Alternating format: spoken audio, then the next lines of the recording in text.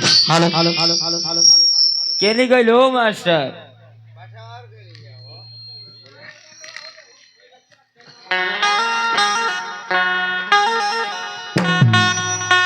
पिंटुआ कमाई कारे तो गलो लहपेना रका चटुआ।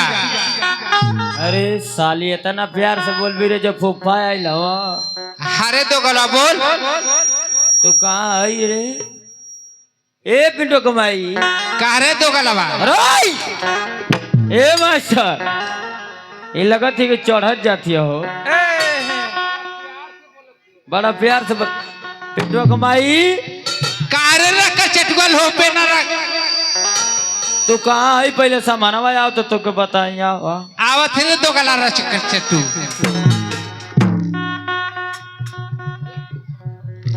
ए पिंटुआ कमाई कारे देख तनी सहूर से बोल रे ते मत कर नहीं तो देखत है क्या के अरे ये दुखरा ना ऐसा दुखरा कितने आइला कितना गइला रे 2 मिनट में पूरा दुखवा घींच ली है के मन हमारे तो दुखरा ए पिंटुआ कमाई कारे अरे तेरी माँ कहूँ कि फोरहर घरी रेते कर थे जान थे मुन्ना नेता की घरे आई नहीं तो नेता का करिया रे अरे मास्टर हमके मुन्नो नेता के लेते खाए बा सोन सहूर से बोल नहीं तो तेरे दिमाग जो खराब हो 2 मिनट में ठीक कर दे का था रे तो गलवा दो गलावा हाँ रे अरे रे कभी का कहीं रे ना मनवी ना मानब रे ए मास्टरी तो बढ़त जाती हो देख जाओ ने पर चढ़ल है ना हाँ रे कप दे नीचे हो जाएगी आए चोनेर कितना लेके गइला रे कितने आइला कितने गइला तौरी करे तारी माँ कहू कि फोरो हमके अरविंदवा बनौले उ सिंगेरा का आय ओकरे मतिन हम तो के मेहर मौगा लगा धीरे तेरी माँ कहू हाँ रे हाँ मेहर मौगे बड़े रे रका चटुआ अरे ए मास्टर हम मौगा है कि तेरी माई बाबू का खरीदल सौदा है रे हाँ रे हाँ पर मुंह ना जगत बड़े रका चटुआ का बेटा मुंह है मास्टर ये मुंह का बात कैसे करी माँ कहू कि फोरो यही मुँह पर एक बाप 50,000 रुपया आ एगो हुंडा साइन एगो तिहना पारी बढ़िया अरविंदवा के अधिया दिले है देख के कहला तो आई भगत का हमारी बाबू की गोड़ो पकड़िया पटक देला कहला तो आई भगत का भी आवा कहला दुल लड़किया सजवे उड़र थी अरे हाँ हम सीधा नहीं सोच रहे मौका नहीं तो फलाना कोई जा रहा कहीं ठुकत रहा का कहत रे सहूर से बोल रहे नहीं तो आई देखत आई ना आज मूड बहुत खराब है अरे तो हमारे मूड बहुत खराब है रे एक हालत तो मशीन वाला मूड खराब कर देला दूसरी वाला आई रतारा से दूर रसनपुरा वाला ऐसा ना का रे कि सहूर से बोल रही था देखत है दुखरन तुरंत एकदम फिट कर दिए पूरा दुख तो ना बोले का कहत रे का कहत है रे हाँ रे ना मनवी ना मार रे रे हाँ रे ना तनी सहूर से ना रवि तू का कह चाहत रे मौका मऊगा हाँ रे ना मनवी ना रे रका चटुआ ए पिंटो को मम्मी का रे अरे पिंटो कमाई रे का रे बोले कहत है कि मामा आई लवा तनी सहूर से बोल नहीं तोर मामा का करे रे अरे ना मनवी ना मान रे तो गलवा ना मनवी हाँ रे ना मनवी हाँ रे तो गलवा अरे बा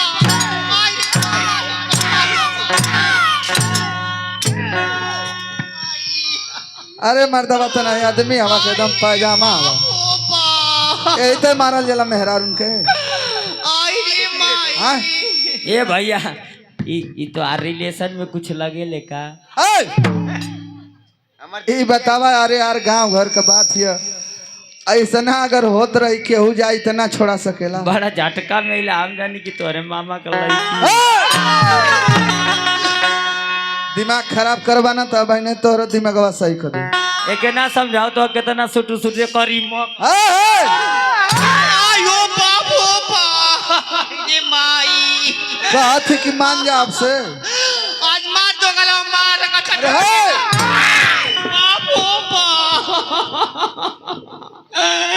आई रे हे भैया हे सुना, अरे तो तनी चुप रह, चुप। आयो बा आज मारे ने तो गला पी के मार कर का चटुआ के बेटा तेरे भैया का मार रे भाई ओ भाई। अरे भैया तनी मान जो, तनी हमारो बतिया मान। अरे हे तो आओ तोरो सहूर ऐसने बा। हे अरे तो गला मार का चटुआ का मार के मुआ दे रे का चटुआ का बेटा मार। अरे मर्दवा तनी सुना बातियो सुनल जला, खाली तर तबर मरही सुन कैले हवा। माँ कहूँ कि फोरे के असर पड़त है तनिको। उहे तो हमहू कथी इहो बहाए बा एकदम। समझावा ए सुन, जाओ के बैठ के समझावा। ए भैया ए हो जा बैठ के समझावा, बैठ के। अरे तो तनी रुकबो करबा, बैठ के समझावा। लगा था कि खिचड़ी लेके आला बा। अरे यार उल्टा सुधा हमारी संग मत बोला। एक माँ कहूँ कि फोरो ही कहते कि हम नैहर के तना दुलरुवी है। कलश की ए फलानवा का पापा कुछ खरीदिया मत, हमार भैया यत्ता ढूंढा लेके आई काका दोनों जना बैठल हवल। हाँ हाँ कहली की खिचड़ी पर तो लोग के न्योता है। अच्छा पहले ही से न्योता दिल रहा। कहली कि अइयो तो सारा तो 2-4 आदमी हमारो रहे के चाहिए। हाँ अच्छा पहले खिचड़ी रहे। पूरा साला मुर्गा उर्गा लिया के बनवली रात भर जो हनी सरवा को फुटपुरियो न भेजबो न सुनाई न तो इज्जतदार घर के बने करी। अरे मर्दवा तो नहीं मने कहते में मारी देता हवा तुरंत। अच्छा ठीक ऐसा में खून खौलत था, बोला मत समझावा। हमके तनी समय देबा रुकबा तनी। हाँ समझाला।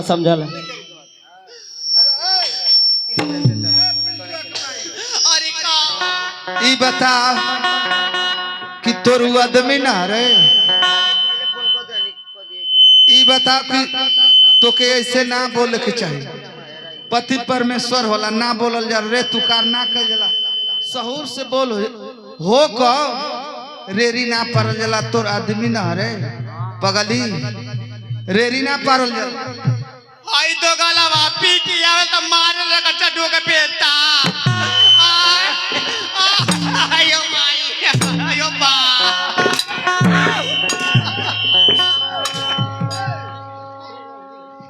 ई बता हाँ तोर दिमाग खराब है। ई बता अरे यार ओके तो ओके संगवा हमनो के मारत हवे। आई तब पीछवा से चढ़ावत हो सो कि गरिया ऊ कह के कुल ऊ कह के चढ़ा में उलाने के देने की इतना नहीं। हाँ ऊ यही के बोलत हो सो के करी में गलती है। हम जानी कि तब पीछवा से चढ़ावत नहीं एकर ओठ पतील सटर ही गरियावत है, यही से न पिटात है। मेहरारू मारे के ना बनावली भैया, प्यार से उन्हन के समझावल जला। कबो लात का देवता बात से ना माने ला जनला जनथवा। हाँ औरत जात ऐसा नहीं ना कि कहीं अगर गरमा जाइ हैं गोसिया जाइ हैं तो काली रूप धली है, एकदम काल रूप बन जाइ है। ये काली माई है। हाँ नहीं जब ले बढ़िया वो जब एकदम आ जाइ वही पर तो कितनो तू काट देवा मनबे ना करिए। तब फिर हम कहली कि समझावे दा तनी प्यार से प्रेम। अरे तो समझावत रहा देखला तुरंत सट गरिया थी, बर्दाश्त ना भइला। नहीं बात सही है। देखा एक बेर हम समझाए अगर मान जाए तो ठीक है, ना मानी तो वो कर काम जाने वो जाने। चल ठीक। तुम बहुत बोलत है, ऐसने सहूर ना रही तो तुम पिटैती ना। हम कहत हई बात के मान जो, रेरी ना परल जला। पति परमेश्वर होला, पति के सेवा कर जला। रे तुकार करबू मार के हाथ गोड़ तोड़ दे, बेकार हो जाए, का रह जाए। आखिर फिर दवाई हुए कराई लेकिन जिंदगी तो हर खराब हो जाए। रेरी ना परल जला हो कहा। हम खुद ही ना रावे रख चटुआ के आके पी के मारे कहला। हम भी ने बाबू के बलवा के चल जाए घरे। आज माले रख चटुआ के पी।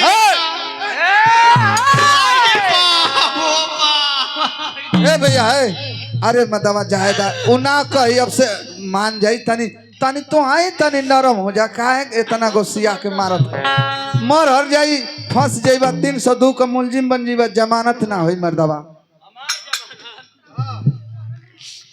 अरे जब मुन्ना नेता हम तो हमार जमानत के ई चिंता का कैले हवल ई नहीं केहू का जान मार देबा त नेताजी का करियो तो के छोड़ा दी है फांसी पर जान से मारत है कि सुधारत है मर्दवा तो चढ़ाई अलवा का नहीं तो एतर न तुम्हारा कहीं लग जाओ ठाव को ठाव मर जाए तब का करबा।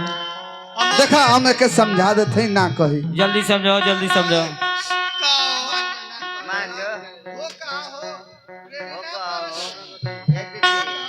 पिंटू को मम्मी का रे ये समझावत हवाई आ तो लोग ठीठी ठीठी हंसत हो लोग ना समझा सकत हो लोग। पिंटू कमाई हो कहा रे रीना पर एक बेर कह देनी ना पर जल तू आदमी ना हरे पगली। पिंटू कमाई ई पीपी के आले रे कचड़ू के पेट बहुत मारे लगा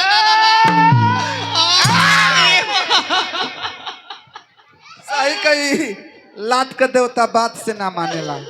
हम कहते कि अब से सुधर जाओ सुधरत नहीं खे आके मार के मुंह आदे तो गलवा मार के मुआ दे तो का कर लेबी तू ओकर बता। अमा बाप भैया के जेल खटवाइए रे कचटुआ के तोर बात के का करियो ए सुना सो तो अनका आ एक जना पैसा देला कथम की ई का लगी है उनका हम माने चीनत हम का की यही की घर द्वार के रिलेशन का। अरे यार हमार तू जानते बड़ा कि हमसे से कोनो मतलब ना है। अरे गाँवे घरे की नाते हम आके भाई तनी छोड़ा देते हैं। ई बतावा केहू के केहू मारत रहेला तो ना छोड़ा देला। हाँ ये तो बात सही है लेकिन ये तो बेहया आदमी से एकदम बेहया भाई ऐसे हमारो खून उस है। देख एक हलावरी समझावा नहीं तो हम खुदे समझ जो अन्ना मन भी तो तोर आकी बाकी बा जौन पूरा होते बा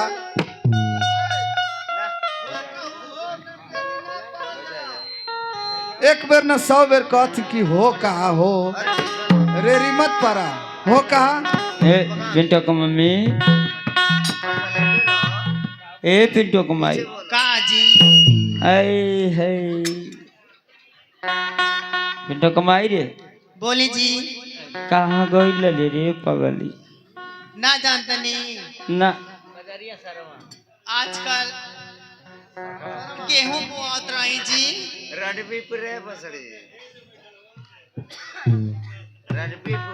गेहूं बहुत चले तोरी माँ के जया रोटावेटर चलाओ कहता है ये ना गइलू नौ फरवा गइल तो दौड़ल गइलू रउआ से कुछ इनके हले नहीं खे नहीं जानत रउआ तो चल जाता नहीं का कमाई करे आ घरे का हम पूरा काम करतानी।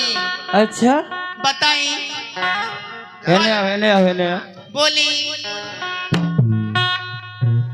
तू का कहल चाहती बताओ हमसे। ए सुनतानी जी का बोला एगो रउआ से बात कही अरे एगो का पकली 5-6 गो को रउआ करब कि ना करब काहे न करब सची करब ना। अरे तू कहा हम ना करी कहतनी जी हाँ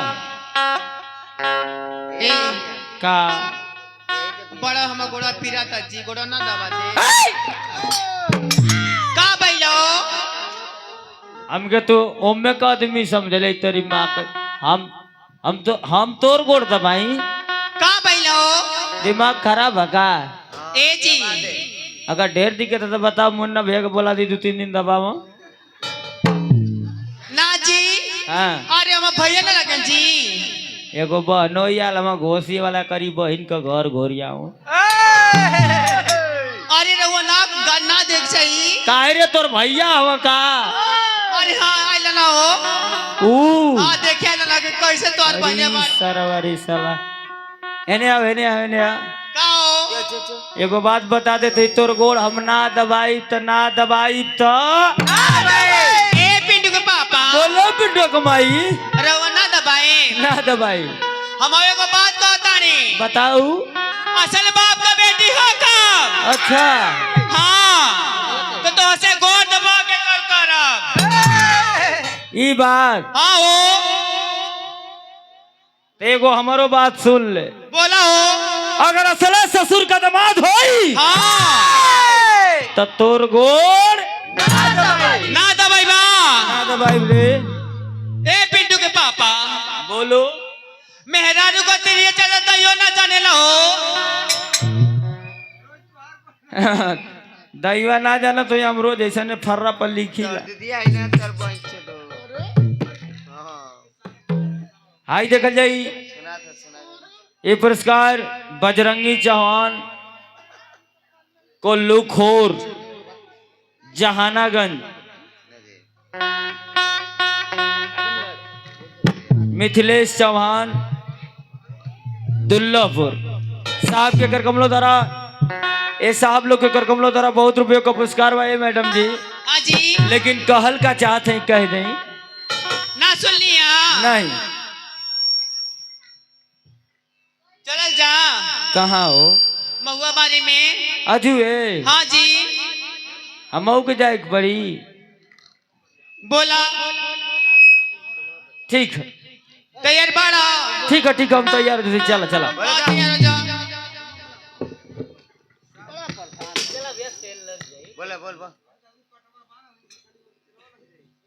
ए पिंटू के पापा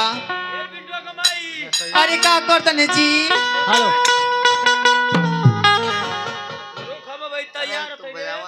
अब काजल से करता काजी हाँ अब तैयार है चल तैयार बनी एकदम हाँ तो बढ़िया चलेगे बा चली चली अरे महू